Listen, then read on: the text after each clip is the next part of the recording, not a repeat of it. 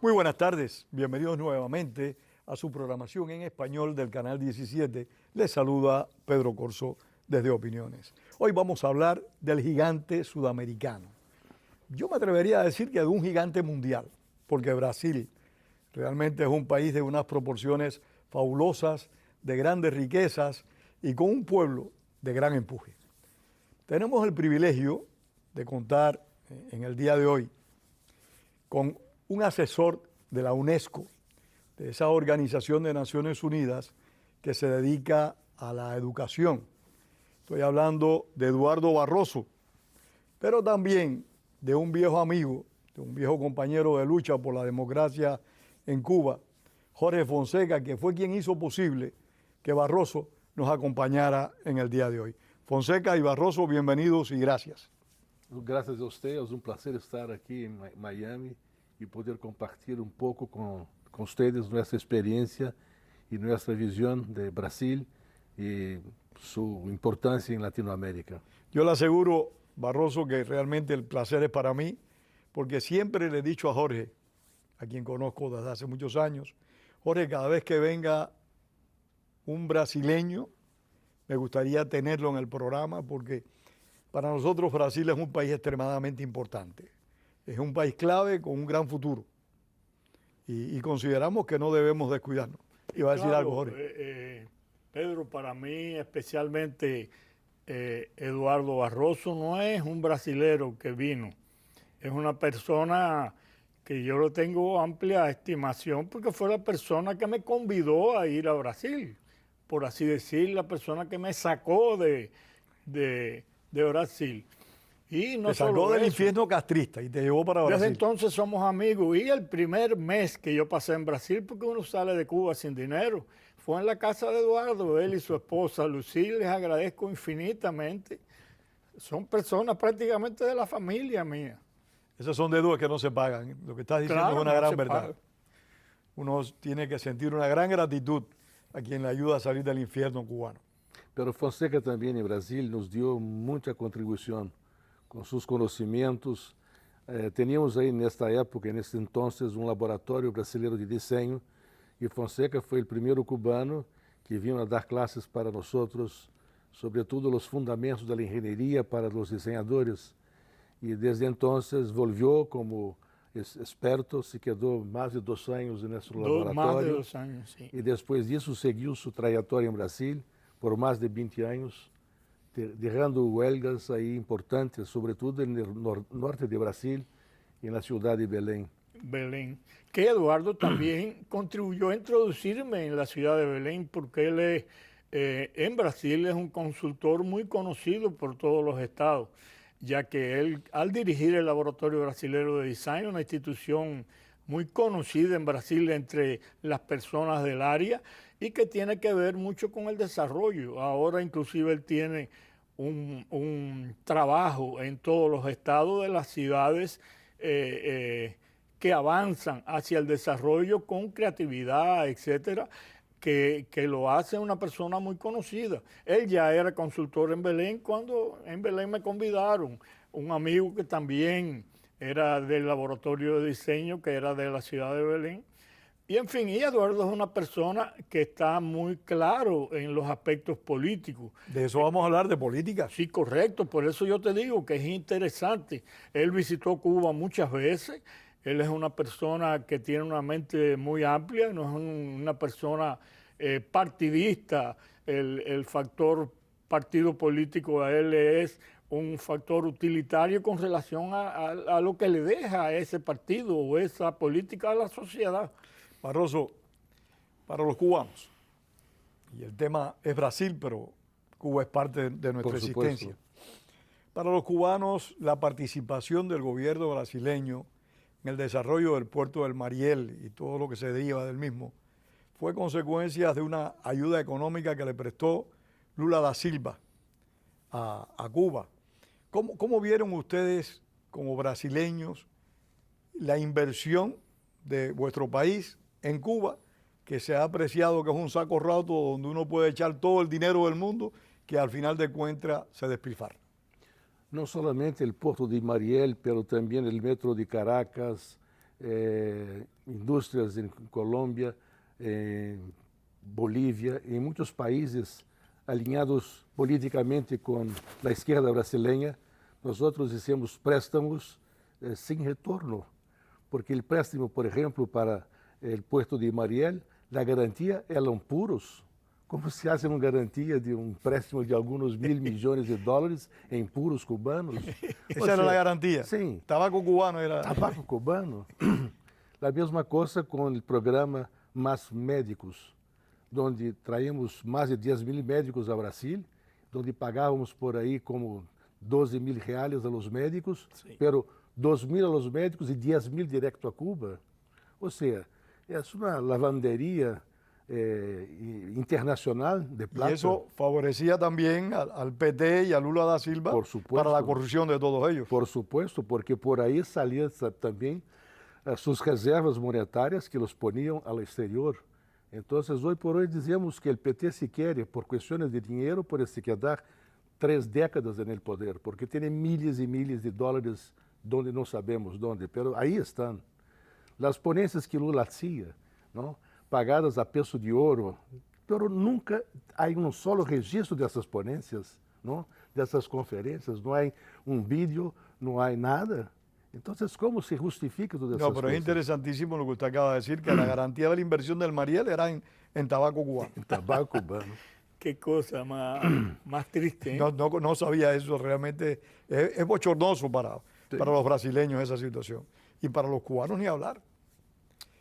Háblenos de cómo fue posible que Lula da Silva, un funcionario corrupto, convicto, condenado por un tribunal de derecho, haya podido retornar a la presidencia. ¿Cómo es posible que el pueblo brasileño, que ha demostrado sagacidad política a través de los años, haya reelegido a este personaje corrupto y con grandes compromisos con la izquierda latinoamericana? Claro, Lula foi condenado em 3 instâncias. Em primeira instância, em segunda instância e por el Tribunal Superior, pero por um juego político, disseram que todo este juízo foi feito na cidade que não deveria ser. Ou seja, por uma questão de código postal, anularam todos os juízos. E depois de cumprir mais de 1 ano e meio em cárcere, lo sacaram e lo puseram como candidato à presidência. Isso é uma coisa que nenhuma pessoa que tem um mínimo de consciência política é capaz de aceitar. Tudo isso por uma questão unilateral de um juiz da Suprema Corte. O sea, violentó el voto de otros jueces. De 11 juízes, um juiz da Suprema Corte foi capaz de anular todo o que fizeram 11 juízes. E esses 11 juízes, hoje por hoje, estão sofrendo processos, estão sendo destituídos dos seus cargos, pessoas honestas que não fizeram nada, simplesmente porque meteram Lula em cárcere. E hoje estão sendo perseguidos. Porque Lula voltou ao poder com sede de vingança. Tem sangue nos olhos. Quer punir aqueles que o puniram. Então, estamos vivendo uma situação muito complicada. Porque teníamos uma Suprema Corte em suas mãos, um Congresso acobardado e uma imprensa pagada a peso de ouro para que dizem que o governo vai bem, como não sabemos que não vai bem. Eduardo, perdona que te trate de tú, perdóname, Al contrario, Jorge, no, sí. Pero realmente tenemos una joya aquí, tenemos que explotarla. Tienes. Eduardo, para nosotros, para los que no estamos en Brasil, los que vivimos fuera del país, que no conocemos la política interna a fondo como la conoce usted, ¿por qué este hombre con esos antecedentes obtiene el voto popular? O que passa é que nós estamos seguros que ele tem o voto popular. ¿No está seguro de eso? Nadie está seguro. O que passa é que teremos um sistema onde as eleições são hechas de uma caja negra, que não há um comprovante impresso de nosso voto. Nós sabemos que por detrás desta caja negra há um algoritmo que cambia as coisas. O código-fonte nunca nadie lo supe acessar a isso. Então há uma dúvida permanente e as pessoas que questionam esta caja negra são inimigos do governo. Podem ir em cárcere. Y todo lo que hoy por hoy la oposición dice es fake news, es como si fuera una cosa que no es verdad. O sea, no existe más la capacidad de la libertad de expresión en Brasil. No hay libertad de expresión. No hay más, no hay más. Dizendo estas coisas acá, corro o risco de chegar allá e me meter em um processo, pero nadie pode se calar mais. Teremos um ano mais adelante para cambiar a situação, pero não estou seguro que vamos lograr. Quando Bolsonaro sai nas calles, traz consigo milhares de pessoas. Miles de personas. Mientras que Lula não pode sair na calle. Porque sí, vayan él, vocean él. Delincuente, sí. Ladrón. No puede ir a un O sea, la restaurante. gente le sigue gritándolo. Sim, sigue gritando. Onde não há su grupo de apoiadores pagados a preço de mortandela e sanduíche, não? Assim é. As convenções que Lula hace são buses pagados por los sindicatos, gente de los sindicatos, que são pagas para estar allá, mientras que Bolsonaro arrasta miles e milhões de pessoas nas calles. Na última manifestação, meteu na Avenida Paulista em São Paulo mais de 1 milhão de pessoas. ¿Usted cree que Lula intente procesar legalmente a Bolsonaro? Estão tentando meter em cárcere por questões absolutamente, eu diria, ridículas. Não? Por exemplo, perdeu seus direitos políticos, porque isso, mientras era presidente, uma reunião com os embaixadores para dizer: eu não estou seguro que estas urnas são confiáveis. Solo por fazer isso, perdeu seus direitos políticos. Então, todo o que hace hoje por hoje, estão buscando metê-lo em cárcere, mas eles têm medo, porque se metem Bolsonaro em cárcere, vai se tornar um mártir, vai ser muito pior. Então, estão fazendo de cociná-lo em fogo blando, cociná-lo despacito. Pero seguramente teremos hoje por hoje outros políticos de direita que já aparecem na cena, como o governador de São Paulo, que foi ministro de Bolsonaro, que está sendo um governo espetacular em São Paulo. Excelente. Excelente. Tarcísio de Freitas. ¿Usted cree que Bolsonaro pueda ser candidato en los próximos comicios brasileños? Se lograsse ser, seria evidentemente presidente, pero não vai lograr, não vão deixar que ele seja, porque Lo van a encarcelar antes. Porque está impedido durante 8 anos. Não sei se vão encarcelar. Está impedido, Por 8 anos. los derechos políticos están eliminados por 8 años. Por 8 anos. Lo que no le hicieron a Lula da Silva. Exacto. De repente, Jorge, son tramposos. Sí, claro, claro. Imagínate, el Tribunal Supremo de todos los países están conformados por jueces de alta gabarito.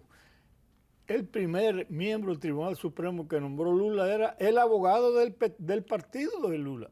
Nunca fue juez. Era el abogado del partido y lo nombró miembro del Tribunal Supremo. Y esas son las personas que después votaron para sacarlo de la cárcel.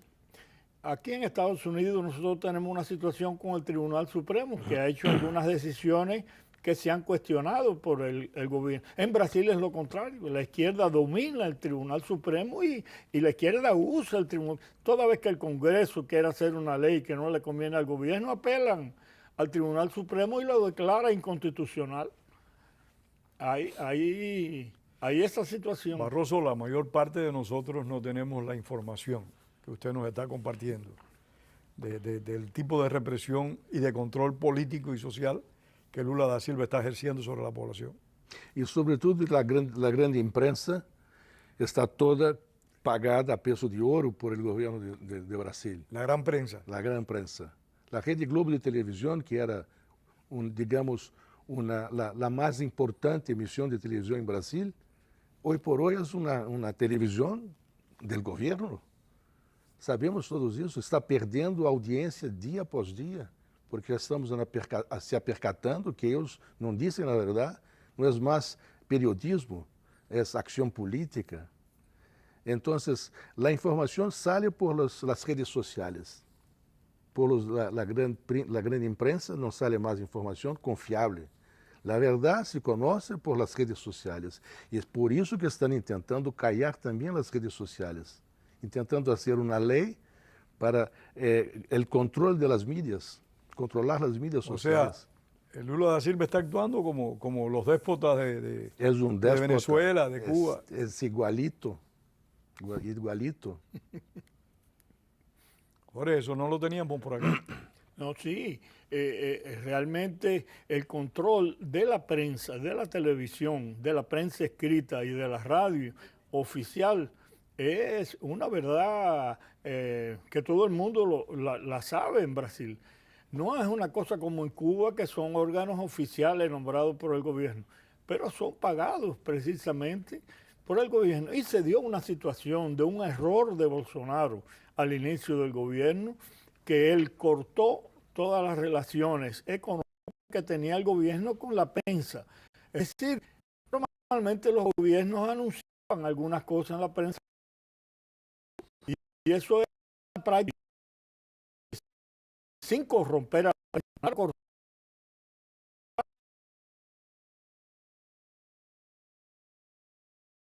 Tiene que ser alguien con fuerza política que ellos tienen y con pasado político, ¿no?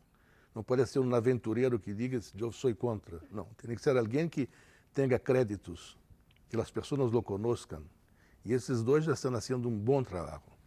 ¿Cómo están las relaciones de Brasil de Lula da Silva, que es diferente al Brasil de Bolsonaro, con la gente del Mercosur, con Argentina, Uruguay y Paraguay? Va muy mal. Están muy malas. Va muy mal. Con Milei, por ejemplo, Lula y Milei son inimigos públicos, ¿no? Se dicen claramente. Con Colombia, con Petro va bien, porque también es de izquierda. Pero con los otros países la cosa no está bien. Incluso con Maduro, ¿no?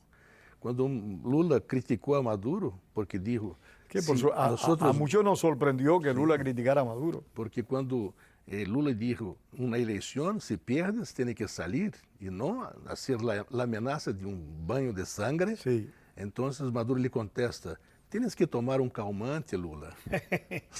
Así. Sí, así lo dijo. Además, porque tu país, las elecciones no son confiables. Eso dijo Maduro.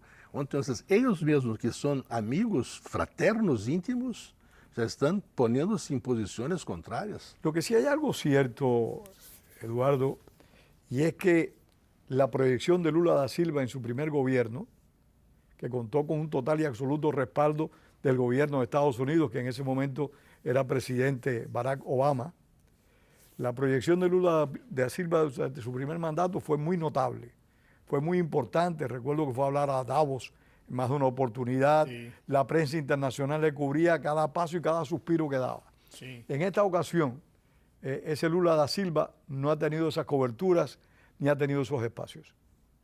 Lo que pasa es que Lula heredó de los gobiernos anteriores un país que estaba yendo muy bien.